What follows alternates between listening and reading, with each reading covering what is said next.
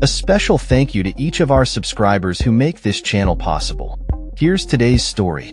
In a recent meeting at the White House, President Donald Trump drew attention for his unexpected compliment to Liberia's President Joseph Boakai regarding his command of the English language. During a gathering that included leaders from 5 African nations, Trump expressed his surprise at Boakai's fluency, asking, "Such good English. Where did you learn to speak so beautifully?" Boakai, who chuckled in response, confirmed that he learned to speak English in Liberia, where it is the official language. This exchange has sparked mockery and criticism, particularly highlighting Trump's limited understanding of African nations and their histories. Liberia, founded in 1822 as a colony for free Black Americans, has a rich history intertwined with the legacy of slavery and the quest for self-determination. The country, which is located on the West African coast, was established by the American Colonization Society, which aimed to resettle free Black individuals from the United States. This initiative was driven by the belief that the presence of free Black people posed a threat to the social order in the U.S., leading to the establishment of Liberia as a refuge for those seeking freedom from oppression. The nation declared its independence in 1847, becoming Africa's oldest republic. It has managed to maintain its sovereignty, being one of the few African nations never to be colonized. The capital, Monrovia, was named after U.S. President James Monroe, reflecting the deep historical ties between Liberia and the United States. The population of Liberia is diverse, composed of 16 ethnic groups, with the Capella being the largest. While English serves as the official language, numerous indigenous languages are also spoken, reflecting the country's rich cultural tapestry.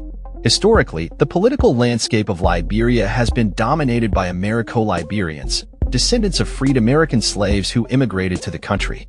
Despite being a minority, they held significant power until a military coup in 1980, which shifted the balance of power and led to a period of authoritarian rule and civil unrest. The country has since endured 2 brutal civil wars, resulting in widespread devastation and loss of life. Today, Liberia is on a path toward recovery and stability, having held democratic elections in 2017 and recently electing Joseph Boakai as president in 2023. His victory signifies a shift in the political landscape, with a growing emphasis on inclusivity and representation for all ethnic groups. During the recent meeting with Trump, Boakai emphasized Liberia's long-standing friendship with the United States, advocating for increased U.S. investment in the country. However, the context of Trump's comments raises questions about the depth of understanding and engagement with African nations within the current U.S. administration. Trump's previous remarks about Africa, including derogatory comments about certain countries, have contributed to a perception of insensitivity and ignorance regarding the continent's complexities. As the geopolitical landscape shifts, with increasing competition between the U.S. and China for influence in Africa, the importance of meaningful dialogue and cooperation cannot be overstated. Leaders like Boakai are advocating for stronger ties and support, yet the historical and cultural nuances of these relationships must be acknowledged and respected.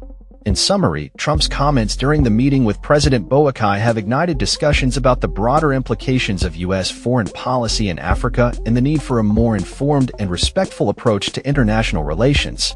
As Liberia continues to navigate its post-conflict recovery, the relationship with the United States remains a critical aspect of its development trajectory. That's all for this story. We upload videos every day covering many different subjects, so hit that subscribe button to stay informed. Thanks for watching.